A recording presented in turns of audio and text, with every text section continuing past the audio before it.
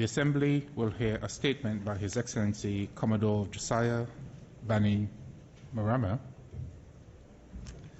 Prime Minister and Commodore of the Military Forces of the Republic of Fiji.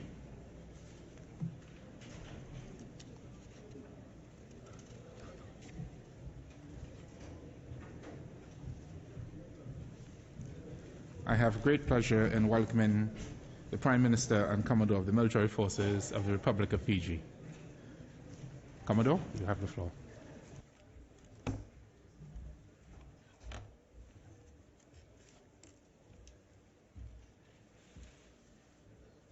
The President of the United Nations General Assembly, Mr. Secretary General, Excellencies, distinguished colleagues, ladies and gentlemen. At the outset, I wish to congratulate you, Mr. President, on your election to the presidency of the General Assembly's 68th session and express my confidence that under your able and wise guidance, this session will successfully accomplish its many tasks. I would also like to pay tribute to the tireless efforts of your predecessor, His Excellency Mr. Voreqe, and extend my appreciation for the effectiveness with which he directed the work of the last session. Mr. President, Fiji reached a pivotal moment in its history earlier this month when His Excellency the President of the Republic of Fiji promulgated the nation's new constitution. This constitution introduces the first genuine democracy Fiji will enjoy since we gained independence from the United Kingdom in 1970. 43 years and 3 constitutions later, we finally have a constitution that is worthy of the Fijian people. It is a constitution that meets the test of a genuine democracy that upholds the legal and moral basis of a common and equal citizenry without denying anyone's individuality or culture. The 2013 Fijian Constitution enshrines principles that are at the heart of all the world's great liberal democracies: an independent judiciary, a secular state, and a wide range of civil, political, and socio-economic rights. It recognizes the indigenous peoples of Fiji and their customary practices.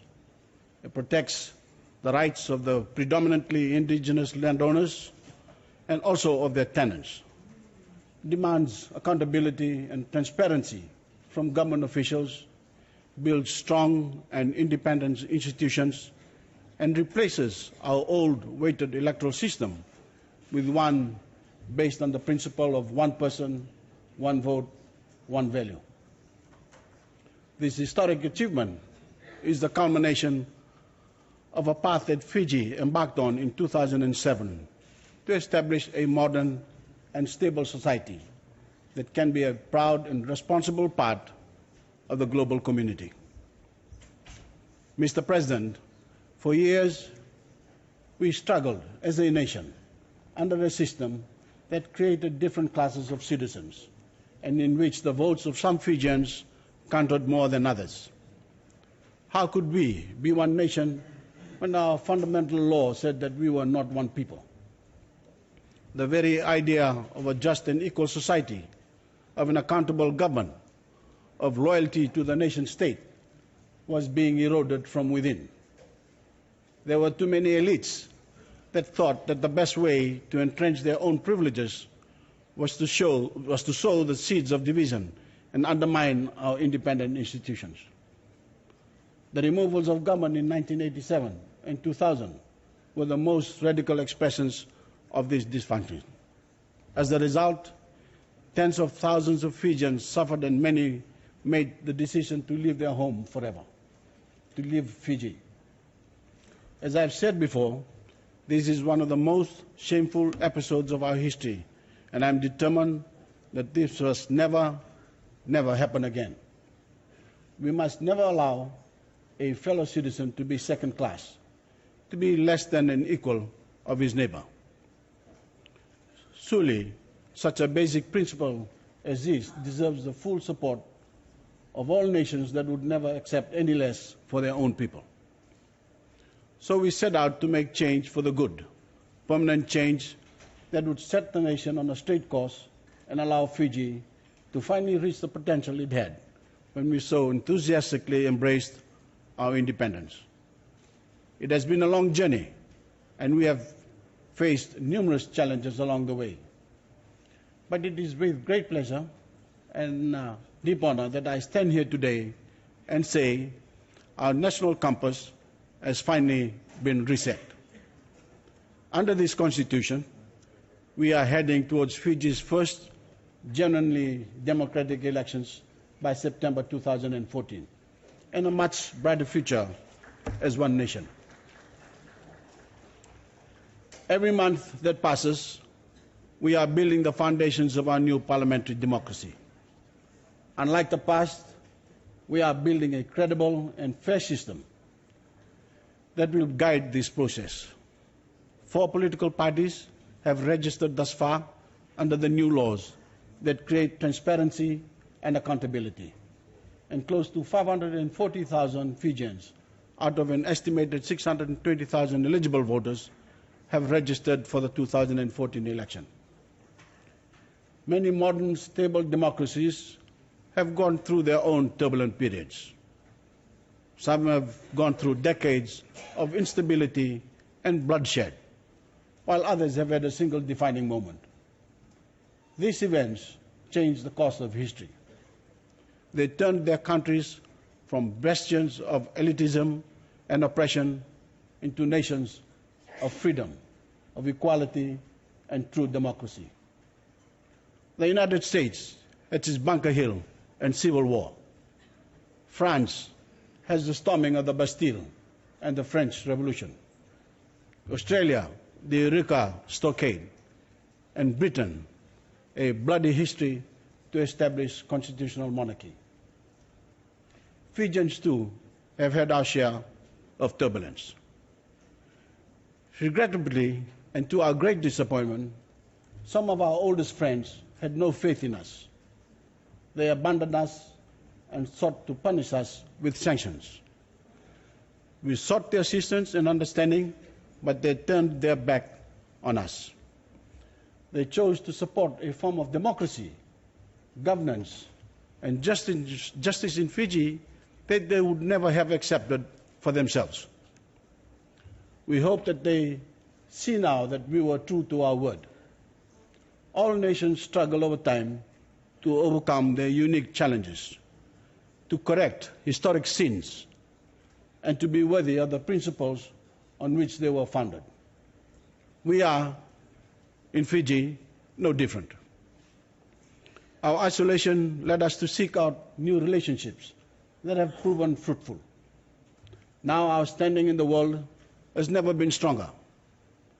A key principle that has guided Fiji's political development and foreign policy, soundly grounded in the Charter of the United Nations, is that we determine our own destinies as sovereign states.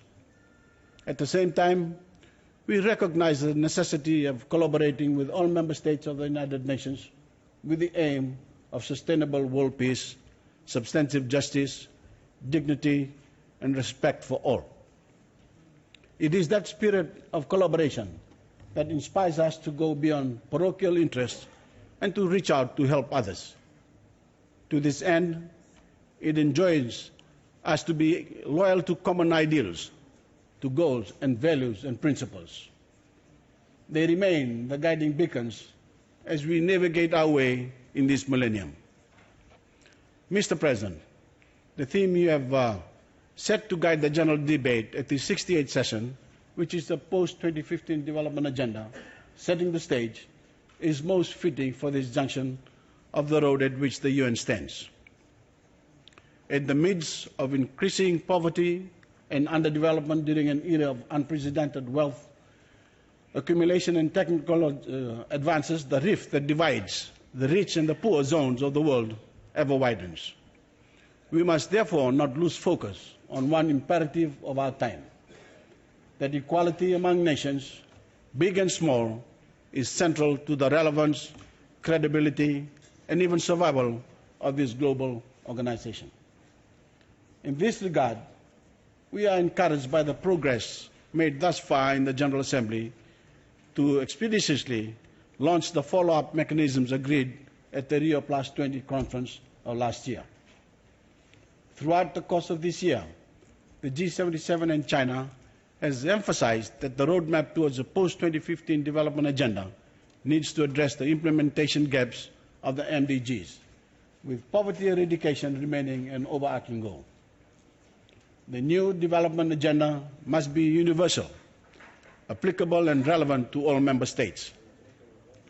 Let me also stress that the new development agenda should be centered on economic development which supports both social inclusion and environmental sustainability. Our common desire for a transformative global development agenda beyond 2015 can best be achieved through collective efforts and an enhanced global partnership. These efforts must place the development and well-being of people at its core. If the international community and national governments seriously commit to an agenda for meaningful transformation on structural, institutional, and normative levels, the post-2015 development agenda has the potential of achieving a paradigm shift in global conditions. Mr. President, Fiji's commitment to being a good global citizen is manifested through our ongoing engagement with the United Nations and its associated agencies and secretaries. Our decision to take on the mantle of chairing the Group of 77 plus China for the year 2013 was informed by the fact that Fiji embraces its right as an equal member of the United Nations, and that we must therefore also carry all the due responsibility expected of us amongst this great family of nations. Fiji's commitment to UN peacekeeping remains unwavering. It is a source of great pride that for a nation of our size, we are able to make a meaningful and significant contribution. For the last 3 decades, we have always responded to the call of the UN to serve, including the most difficult circumstances around the world. While fully recognizing the risks involved, Fiji's confidence in its peacekeepers prompted us to provide troops to the Golan Heights this year to assist the UN in a time of need. The many years of service of Fijian troops in the Middle East region, particularly in Lebanon, in Iraq and Sinai, is an asset that our troops take with them to that mission. Fiji also sees police peacekeeping and contributions in the corrections and justice sector as important in building local state institutions that can be run by local authorities once the peacekeeping missions end. And we are building on our many existing commitments in the regard in Liberia, in Darfur, and South Sudan. It is up to us in the General Assembly to ensure that all support possible is given to troop contributing countries and police contributing countries serving on the ground, including through and clear and appropriate policy guidance. For the good of the countries concerned, we must not abdicate that responsibility, and I urge us all to work together in the UN to provide such concrete policy guidance, particularly as we see peacekeeping missions evolve into multi-dimensional and complex missions that differ greatly from early peacekeeping missions. Mr. President, as a Pacific Island nation, Fiji reaffirms its support for the efforts of small island development states to achieve sustainable development. Not only are SIDS acutely vulnerable to the effects of climate change, such as sea level rise, ocean acidification, and the increased frequency of extreme weather events, but for some of us, the threat is to our very existence. Our response to the plight of those most at risk must therefore be characterized by a requisite sense of urgency. The convening of the 3rd International Conference for Sustainable Development of SIDS in 2014 is critical to addressing in a very specific and concrete manner the many challenges faced by SIDS. It is an opportunity for the international community to renew its commitment to the implementations of the decisions and agreements pertaining to SIDS. As the international community discusses the post-2015 development landscape, including a successor to the Hyogo Framework for Action, we must ensure that the new model accounts for and addresses the risks we face. This is particularly relevant for SIDS, where hundreds of millions of dollars in economic losses occur as a result of so-called natural disasters every year. Protecting development gains and investing in disaster resilience is vital to sustainable development. Mr. President, the United Nations efforts to eradicate colonialism must forge ahead within the context of the Special Political and Decolonization Committee, where Fiji is a member. Through the Pacific regional body known as the Melanesian Spearhead Group, Fiji works together with other members of the C24 to accelerate the process of decolonization. In performing and developing its information and communication technology infrastructure, Fiji has adopted a comprehensive approach by combining a national framework for ICT development with effective and pragmatic policies and initiatives to deliver results directly to the Fijian people. That approach is bearing fruit. Fiji has achieved 95% mobile coverage, including 3G, concluded one of the region's first open auctions for 4G spectrum, and is implementing a number of innovative initiatives to increase affordable access and improve services, including in the most remote parts of our regions. The International Telecommunication Union, in its annual review of more than 150 countries' delivery of ICT infrastructure and services to their populations, gave special recognition to Fiji as a developing country. Fiji tied for the third largest improvements of any country and is ranked fourth globally in percentage terms, improving by 14%. Mr. President, as the first country to ratify the United Nations Convention on the Law of the Sea, Fiji has kept its oceanic obligations at the core of its foreign policy. While some disconnect exists between what is contained in international instruments and what is not implemented, we need a commitment for clear steps to turn words into actions in order to facilitate the sustainable management of ocean resources and make equitable the share of benefits from their utilization. Fiji hosted the inaugural Pacific Islands Development Forum last month. Its formation, Mr. President, makes the PIDF the only South-South organization in the Pacific region that provides for a multi-stakeholder platform where governments, the private sector, and civil society can discuss what we, Pacific Islanders, need to do to achieve sustainable development. We look forward to a productive 68th session of the United Nations General Assembly. Let me reiterate our full support and cooperation towards you, Mr. President, and all members, with a view to advancing the objectives of the United Nations and the aspirations of the global community. And I thank you.